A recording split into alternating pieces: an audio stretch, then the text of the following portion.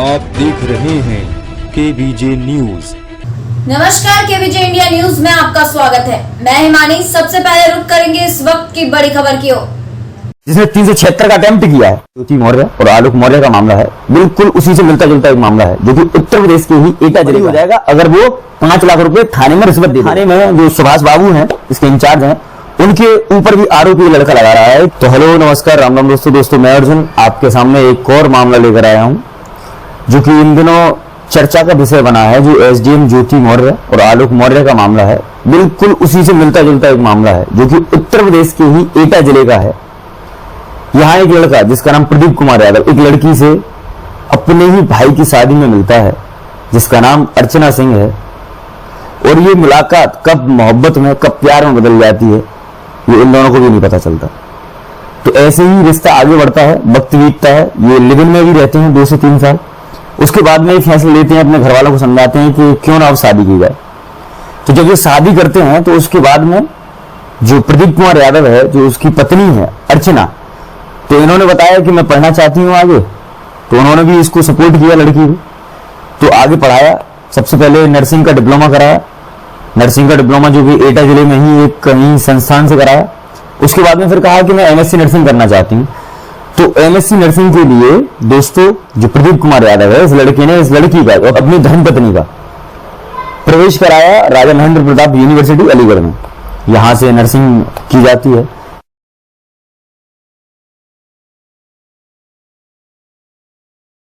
इसी दरमियान ये कहती है कि मुझे तैयारी करनी है आगे और मैं किसी कोचिंग में पढ़ना चाहती हूँ। तो प्रदीप कुमार यादव ने आगरा में किसी कोचिंग संस्थान में आगे मेडिकल लाइन की तैयारी कराने के लिए प्रवेश दिलाया। जब वहां कमरा लेकर अर्चना सिंह रहने लगी, तो शादी के बाद में प्रदीप को महसूस हुआ कि जो पहले थी वो अब नहीं, व्यवहार बहुत बदल रहा है धीरे धीरे। तो लड़के ने चाहा कि क्यों ना देखा जाए कि क्या है मामला। तो जब देखा, कुछ छानबीन की, तो पता चला कि लड़की रात को 11-11, 12-12 बजे तक आती है। तो हालांकि इसमें एक दस्तावेज भी दिया है लड़की ने अपना खुद हस्ताक्षर करने के बाद में कि मैं कहीं भी जाऊं तो ये इसकी जिम्मेदार मैं खुद हूं, इससे इस बात से कोई भी मामला नहीं है। उस पर हस्ताक्षर भी किए हैं।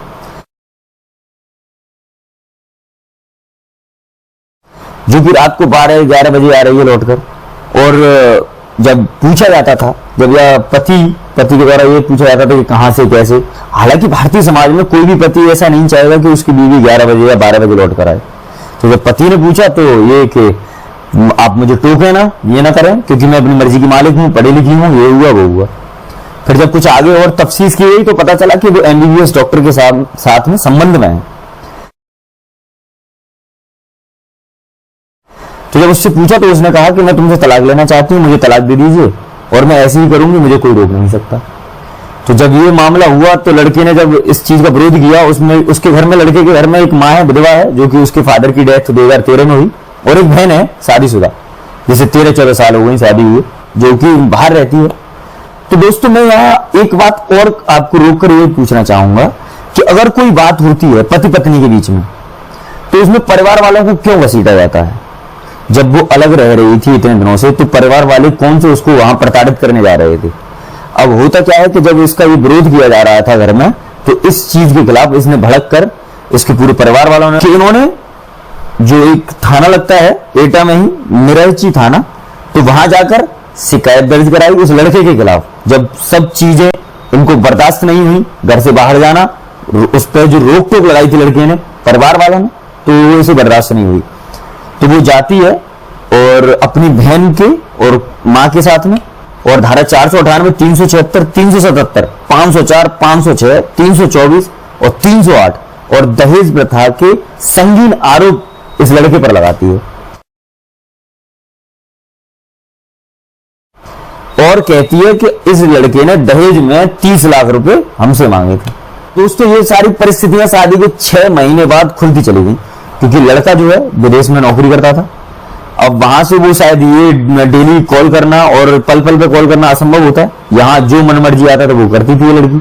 लेकिन जब ये शादी हुई, उसके बाद में पत्नी के साथ में रहता भी है कोई पति। हमारी सभ्यता ये भी कहती है कि पत्नी हमेशा अपने पति का और अपने घर वालों का कायदा करे, लेकिन जब ऐसा कुछ होता है तो फिर कैसे बर्दाश्त किया जाए दोस्तों। और दोस्तों हमारी जो सरकार है वो औरतों के प्रति कुछ ज्यादा ही सपोर्ट करती है, लेकिन किस हद तक, बिना किसी जांच के। अब जो पूरा थाना है, जिसमें थाने में जो सुभाष बाबू हैं, इसके इंचार्ज हैं, उनके ऊपर भी आरोपी ये लड़का लगा रहा है कि इन्होंने उस लड़की का मदद की है और ये खुद सब मिलकर, ये वैसे लड़का ये दोषी है अगर मान लीजिए, अगर नहीं दोषी, अगर बिल्कुल बरी हो जाएगा, अगर वो 5 लाख रुपए थाने में रिश्वत दे देगा, ये कहना है वहां के थाना इंचार्ज का। तो ये मामला है थाना मरेची जो कि एटा का है। अब मैं तो आपसे ये जानना चाहूंगा कि ये सब चीजें हुई इस समय अंतराल, क्या कोई लड़का किसी लड़की पे भरोसा कर पाएगा या फिर रिश्ते ऐसे ही बन जाते हैं? रिश्तों की बुनियाद भी ये पूरा सच होता है, रिश्तों की बुनियाद भी एक भरोसा होता है, लेकिन जब वो भरोसा टूटता है दोस्तों तो बहुत दर्द होता है दोस्तों। लेकिन ये जो प्यार होता है, प्यार का जो रिश्ता होता है, और दोस्तों ये तो लेवल में भी रह चुके हैं, शादी भी करी है लव मैरिज, तो क्या इसमें सिर्फ एक ही लड़का वही जिम्मेदार है? क्या उसने ही इस लड़की को बहला फुसला कर वो किया? जबकि लड़की 18 वर्ष से ऊपर की है, लड़की 21 वर्ष की है, 2002 उसकी डेट ऑफ बर्थ है, अपना भला बुरा सब कुछ सोचने समझने की बुद्धि रखती है, लेकिन फिर भी उसके बाद में पूरा उसके घर वालों ने उसको, लड़की को सपोर्ट किया, उस लड़की ने इस लड़के को फंसाने की पूरी साजिश की हुई है दोस्तों। ये किस हद तक जायज है कि हम किसी से प्यार करते हैं, मिलते हैं, फिर उसके साथ शादी करते हैं, फिर उसके साथ फिर ऐसा व्यवहार करते हैं कि जैसे कि वो कोई हमारा था ही नहीं, उससे हमारा कोई रिश्ता ही नहीं। दोस्तों ऐसे भरोसा, ऐसे रिश्ता कब तक और कहां टिकेगा? और जो समाज है हमारा, उसमें क्या एक सीख जाएगी? कोई भी लड़का किसी भी लड़की पर भरोसा नहीं करेगा, शादियां नहीं होंगी, कोई बंधन नहीं होगा, कहीं भी किसी लड़के से या फिर किसी लड़की से शादी नहीं करेंगे। क्या हम किस ओर चले जा रहे हैं ये कुछ पता नहीं दोस्तों। मैं आप सभी से अनुरोध करूंगा कि सच की जीत हो, इस लड़के को न्याय मिले अगर ये सच है तो। और ये जो रिश्वत का मामला है, ये सभी आप संज्ञान में लें योगी जी, मैं आपसे अनुरोध करूंगा। और जो उत्तर प्रदेश के डायरेक्टर जनरल ऑफ पुलिस हैं, मैं उनसे भी कहूंगा, उनसे भी एक निवेदन करूंगा कि वो ये पूरा मामला अपने संज्ञान में लें। ये जो रिश्वत है, ये जो भ्रष्टाचार है, ये जो करप्शन है, ये दोस्तों हमसे ही चलता है और हम पर ही खत्म होता है। अगर दोस्तों ये अगर आज लड़का पैसे दे देता है 5 लाख रुपए, तो सारी धाराएं ये दोष मुक्त हो जाएगा।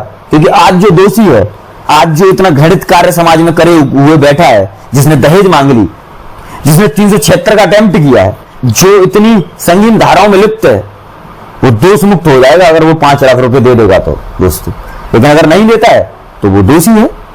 तो इसकी पूरी सच्चाई की जांच हो और आगे जो भी है कार्रवाई थाना इंचार्ज के खिलाफ और इस लड़की के खिलाफ की जाए दोस्तों। क्योंकि यहां हमारे देश में चाहे महिला हो या पुरुष हो, दोनों को बराबरी का अधिकार है और होना भी चाहिए दोस्तों। हमारा संविधान दोनों को बराबरी का अधिकार देता है, तो किसी के प्रति पक्षपात नहीं दोस्तों, वरना किसी के प्रति छूट। अगर कोई झूठ है तो उसे दंड जरूर मिलना चाहिए, और जो सच है उसको और प्रबल, उसे और ज्यादा प्रोत्साहित करना चाहिए। हेलो, मेरा नाम प्रदीप है, अकतौली से जिला एटा। जैसे कि आपने कल मेरी वीडियो देखी होगी जो वायरल हो रही है, मेरी पत्नी जो थी अर्चना, जिसको मैंने पढ़ा लिखा है काबिल बनाया, तो अब वो जो किसी MBBS डॉक्टर के साथ में फरार है। जैसे कि उसने, जैसे मेरी कल वीडियो देखी है मीडिया पर, सोशल मीडिया पर, आज अमर उजाला के पेपर में, तो मुझे उसने कई लोगों से फ़ोन करवाया और जान से मरवाने की धमकियाँ भी दी हैं। मैं आप लोगों को बता दूं कि मोदी सरकार से, योगी सरकार से मेरी एक रिक्वेस्ट है कि जब भी हस्बैंड वाइफ का कोई मैटर आता है तो एक टेक्निक अपना लीजिए। मैं कहता हूं गारंटी से देश के 90% जो केस हैं वो एकदम आएंगे नहीं कोर्ट में, क्योंकि दहेज का केस यानी कि झूठा केस। आज की शादियां तो बड़ी मुश्किल से हो रही हैं, और ये दहेज का केस लेके तो लड़कियों ने इनको 498 को बना एक हथियार बना रखा है। एग्जाम्पल बता दूं कि जो नार्को पॉलीग्राफ जो एक टेस्ट होता है, नार्को पॉलीग्राफ, जब भी हस्बैंड वाइफ का केस है इसमें एक मैंडेटरी कर दिया जाए कि इनमें 3 लोगों का ये टेस्ट होगा। एक उसकी पत्नी का जो भी है, एक आयु अधिकारी यानी जिसको उसको केस दिया गया है उनका, और एक उस मेडिकल का, उस डॉक्टर का जिसने मेडिकल फर्जी बनाया है। अगर तीनों लोगों को पता चल जाए हमारा नार्को पॉलीग्राफ जो टेस्ट होगा, तो ये कभी झूठ बोलेंगे ही नहीं। और जब ये झूठ नहीं बोलेंगे तो कहीं पे भी कोई केस बन ही नहीं सकता। सबसे ज्यादा घर उजड़वाने तुड़वाने में जो मेन रोल है ना, वो इन 3 लोगों का होता है। क्योंकि मैं जब दरोगा जी होते हैं वो सुनते तो किसी के नहीं आयु अधिकारी, उनको तो बस पैसा मिल गया, बस काम डन है। जब उनका नार्को पॉलीग्राफ अगर टेस्ट कराया जाए तो मैं सच कहता हूँ कोई केस आ ही नहीं सकता, क्योंकि सबसे ज्यादा प्रॉब्लम क्रिएट होती है थाने से। तो ये लोग समझते नहीं। मेरी वाइफ और मेरी जो शिवानी है, मेरी साली, ये दोनों थाने में रहती हैं, 13 दिन से थाने में ही है। रात को आती हैं 11:30 बजे, 1 बजे पूरे दिन रहती हैं। और सबसे बड़ी बात तो ये है कि जैसे मेरी सिस्टर है 13 साल शादी की हो गई और मेरी माँ एटा रहती थी और मैं घर पर रह रहा था। तो इन्होंने बताओ एटा जाके पुलिस लेके पहुंच गई, क्योंकि जो इंस्पेक्टर साहब है वो मेरी वाइफ के पीछे पीछे घूमते हैं। जबकि मेरी इनसे मुलाकात हुई थी मेरी वाइफ से एक दिन कचहरी पे, तो उसने मैसेज कर दिया, बस इतने में मेरे इंस्पेक्टर साहब अपनी क्रेटा ब्रीजा गाड़ी लेके और सीधे मेरे चीज से एटा आए बड़ी स्पीड से सिविल वर्दी में, जैसे पता नहीं कौन है वो। जाहिर सी बात है कि जब किसी को लालच होगी तभी तो कोई बंदा आएगा।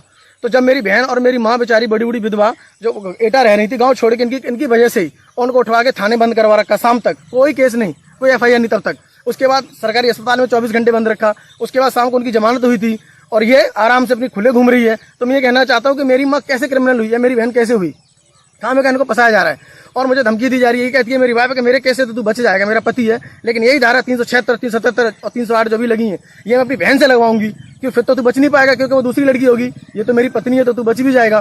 तो मैं ये कहना चाहता हूँ क्या सारे कानून लड़कियों के ही सब्जेक्ट में जाते हैं क्या?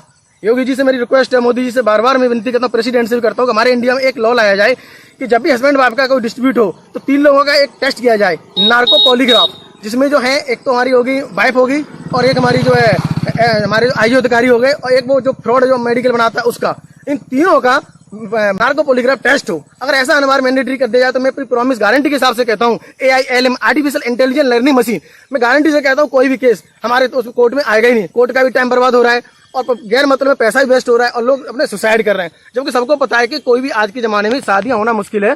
तो ये जो दहेज की प्रथा चल रही है, कौन दहेज मांगता है? मेरी शादी लव मैरिज हुई थी, मेरे भाई की 2019 में शादी हुई थी, उसमें मेरी इससे फ्रेंड से हुई थी और फ्री में मेरी शादी हुई थी। इन्होंने एक प्लॉट खरीदा था, तब मुझसे 5 लाख रुपए ले लिए थे, वही पैसा मुझे इन्होंने 5.5 लाख रुपए मुझे रिटर्न दे दिए थे शादी से पहले उसमें चेक में। अब ये कहते हैं उनके स्क्रीनशॉट ले लेके थाने में, तो हमने 30 लाख रुपए दिए थे। मैं ये कहना चाहता हूँ इनकम टैक्स डिपार्टमेंट वाले अगर इस वीडियो को देख रहे हो तो ये जो मेरी जो सास है जिसने मुझे केस 30 लाख रुपए का जो झूठा आरोप लगाया है, जिनका गाँव है कपरेटा, थाना पिलुआ और जिला एटा, मेरी सास का नाम है कौशल्या, मेरी पत्नी का नाम है अर्चना और वंदना और मेरी साली का नाम है शिवानी। इनकी इन्वेस्टिगेशन ये की जाएगी 30 लाख रुपए इनका सोर्स ऑफ इनकम क्या है, क्या इन्होंने हमारे भारत सरकार को टैक्स दिया है, क्या इन्होंने इनकम टैक्स दिया है? अगर नहीं तो ये लिख के आपको सबमिट करूंगा, मैं ITI लगा के अपने कोर्ट में पेश करूंगा। ये कितनी झूठी है। थाने में बात करूं तो दरवाजे सीधा बोलते हैं, अरे कैसे तू बच जाएगा, मुझे धमकियां देते हैं। मेरे रिश्तेदारों से बात करवाई एसओ साहब से कि कैसे करके इस मैटर को सॉल्व किया जाए, इसमें कुछ धारा कम कर दिया जाए, माँ बहन का नाम निकाल दिया है, कुछ राहत मिले तो सीधा कहते हैं 5 लाख रुपए। भाई 5 लाख रुपए किस बात के? तो उससे कहते हैं तो बहुत लड़के तो विदेश रहते हैं, उन पर पैसे की कोई कमी नहीं है। अरे हम 4 करोड़ रुपए कमाते, उससे तुम्हें क्या मतलब? तुम्हारी तरह घूस तो नहीं खाते हम। और मित्रबाजी से भी ये कहना चाहता हूँ, जो कहते हैं ना अनाथ आश्रम में रहते हैं वो आप जैसे लोग होते हैं, क्योंकि आप लोग घूस खाते हो। मैं घूस नहीं खाता, ईमानदारी का पैसा कमाता हूँ। मैंने दुबई में ईमानदारी का पैसा दोनों भाइयों ने कमाया है और उसी बात से तुमको ये जलन है और इसी बात से मेरी पत्नी को जलन है। योगी सरकार, मोदी सरकार से फिर भी कहता हूँ कि मेरठी थाना जिला एटा, इसमें मेरा ये केस चल रहा है। अर्चना यादव ने, मेरे प्रदीप यादव में, यानी मैं उनका हस्बैंड हूँ, मुझ पर ये केस किया जिसमें बहुत संगीन धारा लगाई है।